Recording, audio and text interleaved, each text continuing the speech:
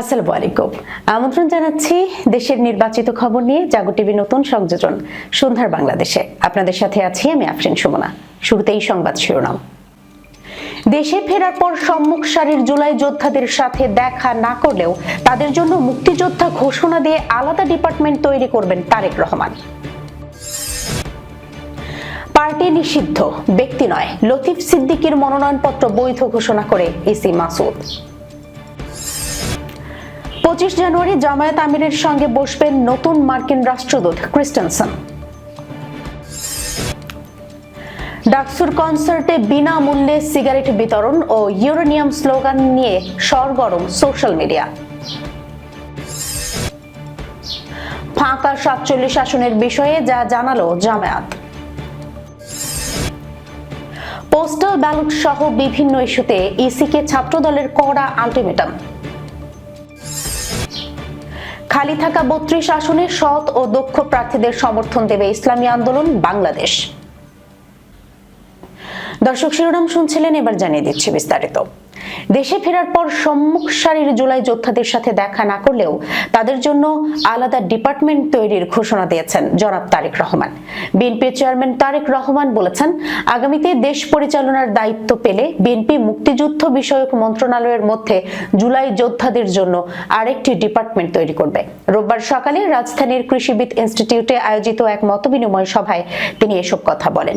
তিনি বলেন, জুলাই যোদ্ধাদের পরিবারের কল্যাণে ও তাদের দেখভাল করার জন্য আলাদা ডিপার্টমেন্ট তৈরি করা হবে।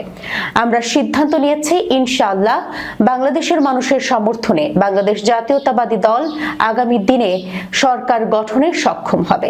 শহীদ পরিবার যারা আছেন, জুলাই যোদ্ধা যারা আছেন, তাদের কষ্টগুলো যাতে আমরা কিছুটা হলেও সমাধান করতে পারি। তারেক রহমান বলেন, বিএনপি এর আগে যখন দেশ পরিচালনার দায়িত্বে ছিল তখন মুক্তিযুদ্ধ বিষয়ক মন্ত্রণালয়ের নামে একটি মন্ত্রণালয় তৈরি করা হয়েছিল। 1971 সালে যারা মুক্তিযুদ্ধে শহীদ হয়েছেন, আহত হয়েছেন, অর্থাৎ এক কথায় মুক্তিযোদ্ধা পরিবারের কল্যাণ ও দেখভাল করে থাকে এই মন্ত্রণালয়টি। আমরা সিদ্ধান্ত নিয়েছি, ইনশাআল্লাহ বাংলাদেশের মানুষের সমর্থনে বাংলাদেশ জাতীয়তাবাদী দল আগামী দিনে সরকার গঠনে সক্ষম হলে 2024 জুলাইয়ের শহীদ পরিবার ও আহত যারা আছেন তাদের দেখভাল ও কল্যাণের জন্য কাজ করবে। তিনি আরো বলেন, 2024 সালের দেশ এবং জনগণের স্বাধীনতা আন্দোলনে হতাহত পরিবারের স্বজন কিংবা আহতদের অবর্ণনীয় কষ্টের কথা আমরা আজকে এই অনুষ্ঠানে শুনেছি। তাদের এই কষ্ট কোনো কিছু দিয়ে মোচন করা সম্ভব নয়, কারণ আমিও জানি স্বজন হারানোর বেদনা কতটুকু। কোনো কিছু দিয়ে কষ্ট মোচন করা যায় না, তবে দুইভাবে আমরা গণ অভ্যুত্থানের আহতদের ক্ষতিপূরণ দেওয়ার চেষ্টা করতে পারি। এক, রাষ্ট্রীয় উদ্যোগে তাদের সর্বোচ্চ চিকিৎসা নিশ্চিত করা। দুই, এই সাহসী মানুষগুলো রাজপথে নেমে এসেছিলেন রাষ্ট্র এবং সমাজের উদ্দেশ্য বাস্তবায়ন করার জন্য। তাদের রাজনৈতিক অধিকার দল মত নির্বিশেষে যোগ্যতা অনুযায়ী অর্থনৈতিক অধিকার নিশ্চিত করা। বিএনপি চেয়ারম্যান বলেন, দীর্ঘ 1.5 দশকের বেশি সময় ধরে ফ্যাসিবাদ বিরোধী ধারাবাহিক আন্দোলন এবং 2024 সালের ফ্যাসিবাদী বিরোধী আন্দোলনে শহীদ এবং আহত এবং হতাহতদের প্রতি রাষ্ট্রের অবশ্যই দায়িত্ব রয়েছে। একটি দায়িত্বশীল রাজনৈতিক দল হিসেবে বিএনপি সেই দায়িত্ব অনুভব করে। জনগণের রায় নিয়ে বিএনপি রাষ্ট্র পরিচালনার দায়িত্বে এলে অবশ্যই পর্যায়ক্রমে আমাদের সেই দায়িত্ব, সেই অঙ্গীকার, সেই প্রতিশ্রুতি আপনাদের সামনে এবং দেশের মানুষের সামনে ইনশাআল্লাহ পূরণ করব। জ্যেষ্ঠ নির্বাচন কমিশনার আব্দুল রহমানেল মাসউদ বলেছেন, সরকার একটি রাজনৈতিক দলকে নিষিদ্ধ করেছে, কিন্তু কোনো ব্যক্তিকে তো নিষিদ্ধ করেনি।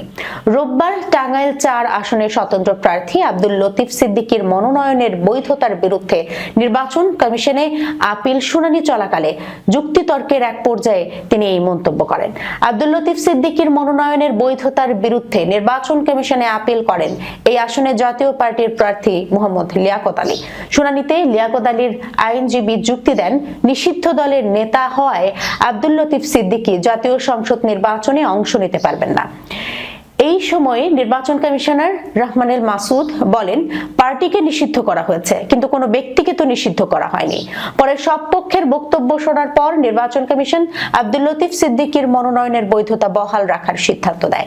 ত্রয়োদশ জাতীয় সংসদ নির্বাচনে মনোনয়নপত্র বাছাইয়ের রিটার্নিং অফিসারের সিদ্ধান্তের বিরুদ্ধে শেষ দিনের আপিল আবেদনের শুনানি এদিন সকাল 10:15টার দিকে রাজধানীর আগারগাঁওয়ে নির্বাচন ভবনের অডিটোরিয়ামে আপিল শুনানি শুরু হয়।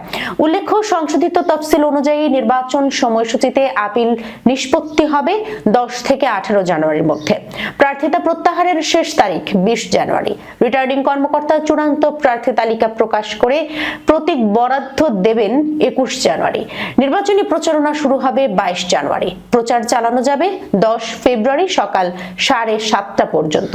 আর ভোট গ্রহণ অনুষ্ঠিত হবে 12 ফেব্রুয়ারি বৃহস্পতিবার সকাল 7:30 থেকে বিকেল 4:30 পর্যন্ত। বাংলাদেশে যুক্তরাষ্ট্রের রাষ্ট্রদূত হিসেবে নিযুক্ত হয়েছেন ব্রেন্ট ক্রিস্টেনসেন। এরই মধ্যে রাষ্ট্রপতির কাছে তিনি তার পরিচয়পত্র পেশ করেছেন। নবনিযুক্ত রাষ্ট্রদূত এবার ধারাবাহিকভাবে বিভিন্ন রাজনৈতিক দলের সঙ্গে বসবেন। এরই অংশ হিসেবে আগামী রোববার তিনি বাংলাদেশ জামায়াতে ইসলামীর আমির ডাক্তার শফিকুর রহমানের সঙ্গে বৈঠক করবেন। রোববার কূটনৈতিক সূত্রে এসব তথ্য জানা গেছে। তবে এখনো জামায়াতে ইসলামীর আমির ডাক্তার শফিকুর রহমানের সঙ্গে কোথায় বৈঠক করবেন তার বিস্তারিত জানা যায়নি। এদিকে ব্রেন্ট ক্রিস্টেনসেন রাষ্ট্রদূতের দায়িত্ব নেয়ার পর গত 15 জানুয়ারি রাষ্ট্রপতি মোহাম্মদ শাহাবুদ্দিনের কাছে আনুষ্ঠানিকভাবে পরিচয়পত্র পেশ করেন। ওই সময় রাষ্ট্রপতি তাকে স্বাগত জানিয়ে আশা প্রকাশ করেন ভবিষ্যতে বাংলাদেশ ও যুক্তরাষ্ট্রের মধ্যে ব্যবসা, বিনিয়োগ, শিক্ষা ও সাংস্কৃতিক খাতে দ্বিপক্ষীয় সম্পর্ক আরো জোরদার হবে। এর আগে গত সেপ্টেম্বরে যুক্তরাষ্ট্রে তৎকালীন রাষ্ট্রদূত পিটার হাসের উত্তরসূরি হিসেবে ব্রেন্ট ক্রিস্টেনসেনকে বাংলাদেশের রাষ্ট্রদূত পদে মনোনয়ন দেন যুক্তরাষ্ট্রের প্রেসিডেন্ট ডোনাল্ড ট্রাম্প। নিয়ম অনুযায়ী এই মনোনয়ন চূড়ান্ত করতে মার্কিন কংগ্রেসের উচ্চকক্ষ সিনেটে পাঠানো হয়। পরে 19 ডিসেম্বর লিঙ্কডইনে দেয়া এক পোস্টে সিনেটের অনুমোদন পাওয়ার বিষয়টি নিজেই নিশ্চিত করেন ব্রেন্ট ক্রিস্টেনসেন। এরপরই আনুষ্ঠানিকতার শেষে বাংলাদেশে আসেন ব্রেন্ট ক্রিস্টেনসেন। ঢাকা বিশ্ববিদ্যালয়ের কেন্দ্রীয় খেলার মাঠে আয়োজিত কুয়াশার গান কনসার্টে বিনামূল্যে সিগারেট বিতরণের ঘটনাকে কেন্দ্র করে ব্যাপক আলোচনার জন্ম হয়েছে। এক্ষেত্রে বিশ্ববিদ্যালয় প্রশাসন ও ঢাকা বিশ্ববিদ্যালয় কেন্দ্রীয় ছাত্র সংসদের ভূমিকা নিয়ে সোশ্যাল মিডিয়ায় সমালোচনা শুরু হয়েছে। তামাক নিয়ন্ত্রণ আইনের প্রকাশ্য লঙ্ঘন এবং কনসার্টে ওঠা বিতর্কিত স্লোগান নিয়ে সামাজিক যোগাযোগ মাধ্যমে ক্ষোভ প্রকাশ করছেন সাধারণ শিক্ষার্থীরা। গতকাল শনিবার বিশ্ববিদ্যালয়ের কেন্দ্রীয় খেলার মাঠে কুয়াশার গান শিরোনামে একটি বিশেষ কনসার্টের আয়োজন করা হয়েছিল। ঢাকা বিশ্ববিদ্যালয় কেন্দ্রীয় ছাত্র সংসদ এর সঙ্গে এই কনসার্টের সহ আয়োজক ছিল স্পিরিট অফ জুলাই নামক একটি প্ল্যাটফর্ম। অভিযোগ উঠেছে, অনুষ্ঠান চলাকালীন মাঠের ভেতরে স্টল বসিয়ে শিক্ষার্থীদের মধ্যে বিনামূল্যে সিগারেট বিলি করা হয়েছে। এক্সফোর্স নামক একটি স্পন্সর প্রতিষ্ঠানের মাধ্যমে এই বিতর্কিত কার্যক্রম পরিচালনা করা হয়। এই ঘটনাটি প্রচলিত ধূমপান ও তামাকজাত দ্রব্য ব্যবহার নিয়ন্ত্রণ আইন 2005 এর সরাসরি লঙ্ঘন। আইনের 5 খ ধারা অনুযায়ী তামাকজাত দ্রব্য কিনতে প্রলুব্ধ করতে বিনামূল্যে বিতরণ কিংবা স্বল্প মূল্যে বিক্রি নিষিদ্ধ। এছাড়া 5 গ ধারা অনুযায়ী তামাকজাত দ্রব্যের ব্যবহার উৎসাহিত করার উদ্দেশ্যে কোনো অনুষ্ঠানের ব্যয়ভার বহন করাও একটি অপরাধ। এই ধারা লঙ্ঘনের দায়ে সর্বোচ্চ 3 মাস বিনাশ্রম কারাদণ্ড বা অনধিক 1 লাখ টাকা জরিমানার বিধান রয়েছে। একই আইনের 6 খ ধারা অনুযায়ী শিক্ষা প্রতিষ্ঠানের সীমানার 100 মিটারের মধ্যে তামাকজাত দ্রব্য বিক্রি বা বিপণন করলে 5,000 টাকা অর্থদণ্ডের বিধান রয়েছে। বিশ্ববিদ্যালয় ক্যাম্পাসের ভেতর এই ধরনের কর্মকাণ্ডকে মাদক উৎসাহিতকরণ এবং আইনের অবমাননা হিসেবে দেখছেন শিক্ষার্থীরা। এই ঘটনার পর থেকেই ফেসবুকে সমালোচনার ঝড় বইছে। ডাকসুর সাহিত্য ও সাংস্কৃতিক সম্পাদক মুসাদ্দিক আলী ইবনে মুহাম্মাদের দিকেই মূলত অভিযোগের তীর ছুড়ছেন শিক্ষার্থীরা। সিগারেট বিতরণের পাশাপাশি কনসার্টে ওঠা স্লোগান নিয়েও বিতর্ক উঠেছে। মঞ্চে দাঁড়িয়ে ডাকসু নেতা মুসাদ্দিক আলী যখন কোটা না মেধা বা গোলামি না সংস্কার এর মতো স্লোগান দিচ্ছিলেন, তখন উপস্থিত শিক্ষার্থীদের মধ্যে থেকে তাকে ব্যঙ্গ করে পাল্টা স্লোগান শুরু হয়। মুসাদ্দিক তুমি কে আমি কে স্লোগান দিলে শিক্ষার্থীরা সমস্বরে চিৎকার করে ইউরেনিয়াম ইউরেনিয়াম বলে উত্তর দেন। উল্লেখ্য, সম্প্রতি একটি অনুষ্ঠানে ডাকসু নেতা মুসাদ্দেক তার বক্তব্যে বলেন, মৌলভীবাজারের কুলাউড়া পাহাড়ে যে পরিমাণ ইউরেনিয়াম রয়েছে তা দিয়ে ভারতকে অসংখ্যবার উড়িয়ে দেওয়া সম্ভব। এ নিয়ে সামাজিক যোগাযোগ মাধ্যমে ব্যাপক ট্রলের শিকার হয়েছেন তিনি। তীব্র সমালোচনার মুখে মুসাদ্দিক আলী ফেসবুকে একটি দীর্ঘ পোস্ট দিয়ে দুঃখ প্রকাশ করেছেন। তিনি দাবি করেন, কনসার্ট আয়োজনে ডাকসুর পক্ষে তিনি একা যুক্ত থাকলেও স্পন্সরের চুক্তি বা শর্তের বিষয়ে তিনি অবগত ছিলেন না। তিনি বলেন, এক্সফোর্স প্রতিষ্ঠানটি জানিয়েছিল তারা একটি স্মোকিং জোন করবে। আমি গেস্ট ম্যানেজমেন্ট নিয়ে ব্যস্ত থাকায় বুঝতে পারিনি তারা ভেতরে ফ্রিতে সিগারেট দেবে। বিষয়টি যখন জানতে পেরেছি তখন আর কিছু করার সুযোগ ছিল না। সামগ্রিক অব্যবস্থাপনার জন্য তিনি দুঃখ প্রকাশ করেছেন। দুটি বিষয়েরই সমালোচনা করে ডাকসুর মুক্তিযুদ্ধ ও গণতান্ত্রিক আন্দোলন বিষয়ক সম্পাদক ফাতিমা তাসনিম জুমা ফেসবুক পোস্টে লিখেছেন, ডাকসুর আয়োজনে সিগারেটের বিতরণ যেমন কাম্য না, তেমনি গোলামি না আজাদি স্লোগানের বিপরীতে গোলামি করতে চাওয়াও কাম্য না। একটা দিয়ে আরেকটা কাউন্টার করে নিজেদের ভুল জাস্টিফাই করা বন্ধ করেন উভয় পক্ষ। ইসলামী আন্দোলন বাংলাদেশ জোট থেকে সরে যাওয়ায় তাদের জন্য বরাদ্দ 47টি আসন পুনর্বন্টনে দ্রুত সিদ্ধান্ত আসবে বলে জানিয়েছেন বাংলাদেশ জামায়াতে ইসলামের সহকারী সেক্রেটারি জেনারেল এহসানুল মাহবুব জুবায়ের। রবিবার মগবাজারে দলের কেন্দ্রীয় কার্যালয়ে এক সংবাদ সম্মেলনে তিনি বলেন, ইসলামী আন্দোলনের জন্য রাখা 47 আসন নিয়ে আগামী 2-1 দিনের মধ্যেই 10 দলীয় জোট সিদ্ধান্ত নেবে। এছাড়া 10 দলের সমন্বিত নির্বাচনী ইশতেহার প্রণয়নের কথা বিবেচনা করা হয়েছে। নির্বাচনী প্রচারাভিযান সম্পর্কে তিনি জানান, 22 জানুয়ারি ঢাকা থেকে 10 দলের নির্বাচনী প্রচারণা শুরু হবে এবং 10 ফেব্রুয়ারির মধ্যে তা শেষ হবে। সংবাদ সম্মেলনে নির্বাচন কমিশনের প্রতি আহ্বান জানিয়ে তিনি বলেন, নির্বাচনের প্রাক্কালে কোন দলের ছাত্র সংগঠনের অবস্থানের কারণে যেন নির্বাচন প্রক্রিয়া ব্যাহত না হয়। তিনি নির্বাচন কমিশনের নিরপেক্ষতা, প্রতিটি ভোট কেন্দ্রে সিসি ক্যামেরা ও আইন শৃঙ্খলা বাহিনীর বডি ক্যামেরা স্থাপনের দাবি জানান। এখন পর্যন্ত 10 দলীয় জোট থেকে 179টি আসনে জামায়াত, 30টিতে এনসিপি, বাংলাদেশ খেলাফত মজলিস 20টি, খেলাফত মজলিস 10টি, এলডিপি 7টি, নিজামে ইসলাম পার্টি 2টি, এবি পার্টি 3টি এবং 2টি আসনে বাংলাদেশ ডেভেলপমেন্ট পার্টির প্রার্থিতা নিশ্চিত করা হয়েছে। প্রবাসীদের কাছে পাঠানো পোস্টাল ব্যালটে পক্ষপাতিত্ব সহ বিভিন্ন অনিয়মের অভিযোগ এনে রাজধানীর আগারগাঁওয়ে নির্বাচন কমিশন ভবনের সামনে বিক্ষোভ করেছে বিএনপির ছাত্র সংগঠন ছাত্রদল। এই কর্মসূচি থেকে ইসির উদ্দেশ্যে এবার কড়া এক আলটিমেটাম দিয়েছে সংগঠনটি। ছাত্রদল সভাপতি রাকিবুল ইসলাম রাকিব বলেছেন, দাবি না মানলে সারা রাত ইসি ঘেরাও করে বসে থাকব। রোববার বেলা 11টার দিকে ইসি কার্যালয়ের সামনে ছাত্রদলের নেতা কর্মীরা অবস্থান নেন। কর্মসূচিতে ছাত্রদলের কেন্দ্রীয় সভাপতি রাকিবুল ইসলাম রাকিব ছাড়াও সাধারণ সম্পাদক নাসির উদ্দিন নাসির সহ সংগঠনটির শীর্ষ পর্যায়ের নেতারা উপস্থিত আছেন। তারা বলছেন, দাবি না মানা পর্যন্ত, দরকার হলে রাতভর পর্যন্ত তাদের এই অবস্থান কর্মসূচি চলবে। ছাত্রদলের কেন্দ্রীয় সভাপতি রাকিবুল ইসলাম রাকিব বলেন, নির্বাচনের ব্যালটের ভাঁজে ধানের শীষ রাখা হয়েছে। এটা একটা ষড়যন্ত্র। বিশেষ রাজনৈতিক দলের প্রত্যক্ষ প্রভাব ও হস্তক্ষেপে শাহজালাল বিজ্ঞান ও প্রযুক্তি বিশ্ববিদ্যালয় ছাত্র সংসদ নির্বাচন বিষয়ে নির্বাচন কমিশনের নজিরবিহীন ও বিতর্কিত প্রজ্ঞাপন জারি বিশ্ববিদ্যালয়ের গণতান্ত্রিক চর্চার জন্য অশনি সংকেত। এটা কিসের ভিত্তিতে করা হলো? আমরা এর জবাব চাই।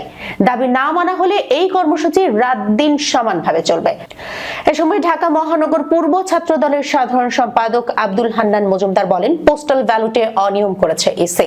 জাতীয় নির্বাচনের আগে কিভাবে ছাত্র সংসদের অনুমতি দেয়া হলো আমি ইসির কাছে জানতে চাই। আমাদের দাবি না মানা পর্যন্ত এই ইসির সামনে থেকে সরব না। ছাত্রদলের ছেলেরা বেশি শহীদ হয়েছে, দরকার হলে ফের রক্ত দেব, রাজপথ ছাড়ব না।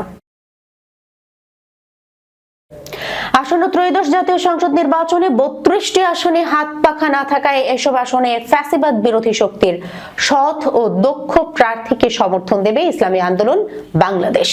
রোববার গণমাধ্যমে পাঠানো এক বিবৃতিতে এই সিদ্ধান্তের কথা জানিয়েছেন দলটির জ্যেষ্ঠ যুগ্ম মহাসচিব ও মুখপাত্র গাজী আতাউর রহমান। বিবৃতিতে তিনি বলেন, রাজনীতির নানা সমীকরণ ও আদর্শের বহুমাত্রিক বোঝা পড়ায় ইসলামী আন্দোলন বাংলাদেশ 268 আসনে একক নির্বাচন করার সিদ্ধান্ত নিয়েছে। বিষয়টি ইতিমধ্যে প্রেস ব্রিফিং এর মাধ্যমে জাতির সামনে তুলে ধরা হয়েছে। বাকি 32 আসনের ব্যাপারে আমাদের সিদ্ধান্ত হলো ফ্যাসিবাদ বিরোধী শক্তিগুলোর মধ্যে আসন ভিত্তিক সৎ, যোগ্য ও জনতার প্রতি দায়বদ্ধ প্রার্থীকেই সমর্থন দেওয়া হবে। গাজী আতাউর রহমান বলেন, 20 জানুয়ারির পরে প্রচারণা শুরু হলে আলাপ আলোচনার মাধ্যমে হাত পাখা যেসব আসনে থাকবে না সেই 32 আসনের সমর্থন ঘোষণা করা হবে। বিষয়টি নিয়ে আমরা আপাতত ভাবছি না, সময় আসলে এই বিষয়ে সিদ্ধান্ত জানানো হবে। উল্লেখ্য, জামায়াতে ইসলামীর নেতৃত্বাধীন নির্বাচনী জোট থেকে বেরিয়ে সম্প্রতি এককভাবে নির্বাচনের ঘোষণা দিয়েছে ইসলামী আন্দোলন বাংলাদেশ। এই ঘোষণার পর সবশেষ রোববার দুপুরে এক সংবাদ সম্মেলনে 2-1 দিনের মধ্যে ফাঁকা থাকা 47টি আসনে 10 দলের প্রার্থিতা চূড়ান্ত করার কথা জানিয়েছে জামাত। এই অবস্থার মধ্যেই যেসব আসনে হাত পাখার প্রার্থী নেই সেসব আসনের ব্যাপারে নিজেদের সিদ্ধান্তের কথা জানালো ইসলামী আন্দোলন বাংলাদেশ। দর্শক, এই ছিল এখনকার মতো সন্ধ্যার বাংলাদেশে। যাবার আগে সংবাদ শিরোনামগুলো জানিয়ে দিচ্ছি আরো একবার। দেশে ফেরার পর সম্মুখ সারির জুলাই যোদ্ধাদের সাথে দেখা না করলেও তাদের জন্য মুক্তিযোদ্ধা ঘোষণা দিয়ে আলাদা ডিপার্টমেন্ট তৈরি করবেন তারেক রহমান। পার্টি নিষিদ্ধ, ব্যক্তি নয়, লতিফ সিদ্দিকীর মনোনয়নপত্র বৈধ ঘোষণা করে ইসি মাসুদ। 25 জানুয়ারি জামায়াত আমিরের সঙ্গে বসবেন নতুন মার্কিন রাষ্ট্রদূত ক্রিস্টেনসন। ডাকসুর কনসার্টে বিনামূল্যে সিগারেট বিতরণ ও ইউরেনিয়াম স্লোগান নিয়ে সরগরম সোশ্যাল মিডিয়া।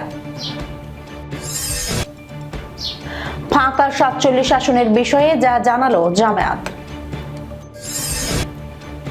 পোস্টাল ব্যালট সহ বিভিন্ন ইস্যুতে ইসিকে ছাত্রদলের কড়া আলটিমেটাম। খালি থাকা 32 আসনে সৎ ও দক্ষ প্রার্থীদের সমর্থন দেবে ইসলামী আন্দোলন বাংলাদেশ। এখনকার মতো এই পর্যন্তই। এতক্ষণ পর্যন্ত যারা সঙ্গে ছিলেন সবাইকে অসংখ্য ধন্যবাদ। আল্লাহ হাফেজ।